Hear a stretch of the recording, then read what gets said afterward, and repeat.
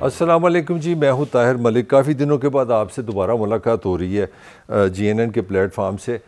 کہانی بڑی عجیب سی ہے کہ ہمارے آپ کے لیے ایک اچھی خبر ہے مگر بہت ساری اس کے ساتھ بری خبریں ہیں۔ اچھی خبر یہ ہے کہ پاکستان ایک حوالے سے سیف ہو گیا ہے ڈیفالٹ ہونے سے، مگر بری خبر کیا ہے کہ آپ نے ڈالر کو آزاد کر دیا اور پاکستانی عام آدمی کو، عوام کو غلام کر دیا، اس کو قید کر دیا، اس کو مہنگائی، مایوسی، بے روزگاری میں جکڑ دیا۔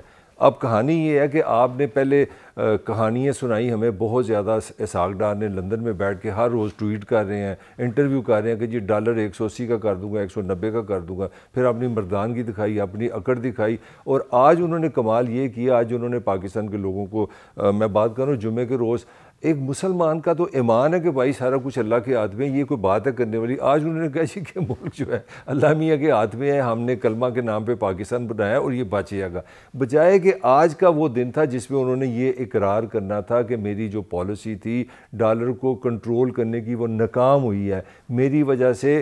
فرق سلیم کہہ رہا ہے کہ پاکستان کو یہ ڈالر کنٹرول کرنے کے، میں بعد میں آپ کو ایکسپلین کروں گا اس کا مطلب کیا ہے، پاکستان کو کم از کم 15 بلین US ڈالر کا نقصان ہوا ہے کہ آپ نے کہا جی ہم نے ڈالر کو آزاد نہیں کرنا، ہم نے ڈالر کو فری مارکیٹ میں نہیں جانے دینا۔ تو یہ آپ تو ایک قسم کے پاکستان کی معیشت کے آپ پہ تو الزام لگتا ہے، آپ کا تو ٹرائل ہونا چاہیے کہ بھائی تم نے یہ کس طرح کی پالیسی بنائی ہے۔ پھر آپ نے مفتاح اسماعیل پہ تنقید کی کہ جناب اس نے ڈالر کو جو نا فری کر دیا ہے، پاکستان کا قرضہ بڑھ رہا ہے، اس سے سارے مسائل پیدا ہو گئے ہیں۔ ایک ایسی تھیری سے آپ چلے، آپ نے خود بہت ایک آئیڈیا کریٹ کر لیا کہ ڈالر کسی طرح کم قیمت پہ رہے گا تو سب ٹھیک ہو جائے گا۔ تو اس کا نتیجہ کیا ہوا کہ ہم نے جوتے بھی کھائے اور پیاز بھی کھائے۔ ہم نے ڈالر کو کنٹرول کیا، تو IMF نے کہا جی جاؤ ہم آپ سے معاہدہ نہیں کرتے۔ اب میں آپ آنے لگوں اصل سبجیکٹ کی طرف کہ IMF کے پاس جانے سے مطلب کیا ہے۔ IMF کے پاس جانے سے یہ مطلب ہے کہ آپ ڈیفالٹ سے بچ گئے۔ ڈیفالٹ سے مراد ہے کہ اگر دنیا میں آپ ڈیفالٹ کر جاتے تو ہمارا لین دین ہی بند ہو جانا تھا۔ لٹرلی ہم نے گھروں میں گلاس، چھوٹی چھوٹی برتن لے کے جانے تھے، یارہ پیٹرول دے دو تو ہم نے اتنے پیسے لے کے جانے تھے، ہمیں شاید اتنا پیٹرول ملنا تھا۔ ہمارے یہاں باہر کی دنیا سے تعلق ختم ہو جانا تھا، LC ختم ہو جانی تھی۔ آلریڈی 8000 کنٹینر کھڑا ہے کراچی میں، پیسے نہیں ہے، ڈالر نہیں ہے، پیسے دے کے چیزیں لے لیں۔ تو آپ نے یہ کیا، آپ نے ٹیکنیکلی IMF سے معاہدہ کر لیا۔ اب وہ آ رہے ہیں جنوری میں 31 کو، یہاں وفد آ رہا ہے، وہ 9 فروری تک رہے گا۔ آپ نے ان کے آنے سے پہلے جو کام کیا ہے، آپ نے ایک قسم کا معاہدہ کر لیا، آپ نے ان کی سب سے بڑی شرط مان لی ہے۔ وہ شرط تھی کہ ڈالر کو آزاد کرو، ڈالر کو فری مارکیٹ کر دو۔ کیپٹلزم ہے، جتنی ڈالر کی ڈیمانڈ ہے، سپلائی ہے، اس کو حکومت کنٹرول نہ کرے۔ اور 2 دن میں پاکستان کا لہو لہان آپ نے کر دیا۔ 34 روپے ڈالر بڑھ گیا، اور آج جمعے کے رات جب میں یہ ویلاگ کر رہا ہوں تو کہا جا رہا ہے جی کہ مارکیٹ ریٹ اس کا 265 ہے، 266 ہے، مگر مجھے پتہ ہے یہ جمعے رات کو مارکیٹ میں 275 روپے کا نہیں مل رہا تھا۔ میرے اپنے ایک جاننے والے نے مارکیٹ سے جو کھلا ڈالر لیا 2 دن پہلے، وہ 275 کا تھا۔ تو مطلب یہ ہوا کہ آپ نے پیاز بھی کھائے اور جوتے بھی کھائے۔ آپ نے ڈالر کے 3 پرائزز پہ اس کو چلایا، سرکاری قیمت ایک ہے، بینک کی قیمت ایک ہے، فری مارکیٹ ایک ہے۔ آپ نے کنٹرول کر کے آپ نے پہلا شرط مان لی۔ اب آگے کیا ہونے جا رہا ہے آپ کے ساتھ، یہ وہ اصل موضوع ہے جس کی طرف میں آنے جا رہا ہوں کہ ہماری حکمرانوں نے یہ قسم کھائی ہوئی ہے کہ انہوں نے اپنے آپ کے لیے کچھ نہیں کرنا، انہوں نے جو بھی ہے سخت فیصلے ہیں، وہ پنجابی جی کہتے ہیں خون چوس رہے ہیں، جن کی زندگی خراب کرنی ہے وہ عام آدمی ہے۔ اب جناب آپ نے جب ڈالر اتنا مہنگا کر دیا، آپ کو پتہ ہونا چاہیے کہ یہاں پہ ہمارا جو پیٹرول ہے، تیل ہے، 29-30 ارب ڈالر کا ہم سعودی عرب سے، مڈل ایسٹ سے، ساری دنیا سے خریدتے ہیں۔ ہمارے پاؤں جو چلتے ہیں وہ تیل سے چلتے ہیں، ہم ڈالر سے خریدتے ہیں۔ حالت ہماری یہ ہے کہ ہم اپنے آپ کو ایگریکلچر کہتے ہیں، ہم جو بیج ہے، دالیں ہیں، بناسپتی گھی ہے، چائے، یہ ڈالر سے خریدتے ہیں۔ اب کیا آپ کو میں بتاؤں، گاڑی ہم ڈالر سے خریدتے ہیں، موبائل ہم ڈالر سے خریدتے ہیں۔ تو کمال یہ ہو گیا، کماتے ہم 1 روپے میں، اب ہم خرچیں گے 275 روپے میں۔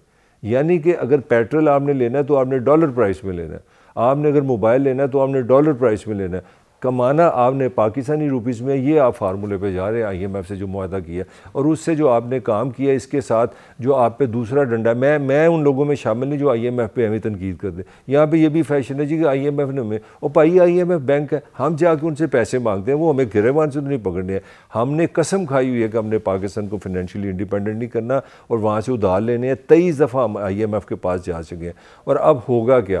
اب ہوگا یہ کہ IMF نے جو آپ پہ FIR کاٹی ہے، وہ کہتے کہتے ہیں بھائی ادھار تم ہم سے لیتے ہو، 2600-2700 ارب روپیہ تمہارا قرضہ بن جاتا ہے بجلی کا، آئی پی پیز کا، ڈیٹ سر جس کو ہم گردشی قرضے کہتے ہیں، کہ آپ جناب لوگوں سے جو بجلی بھیجتے ہو اس کی جو قیمت ادا کرتے ہو US ڈالر میں آئی پی پیز کو 2600-2700 ارب روپیہ وہاں پہ آپ کا جناب سبسڈی کہہ لیں یا آپ پہ قرضہ آتا ہے۔ 1000 ارب روپیہ آپ کا PSO کا دینا اپنی اس حکومت نے، 1500 ارب روپیہ کو گیس کا اکٹھا ہو گیا، اور بھائی سب کو آپ اکٹھا کریں تو یہ 6000 ارب بن جاتا ہے۔ تو انہوں نے سب سے پہلے تو جوتے یہ پکڑ لیے کہ یہ معاملہ ختم کرو، اس کو بند کرو۔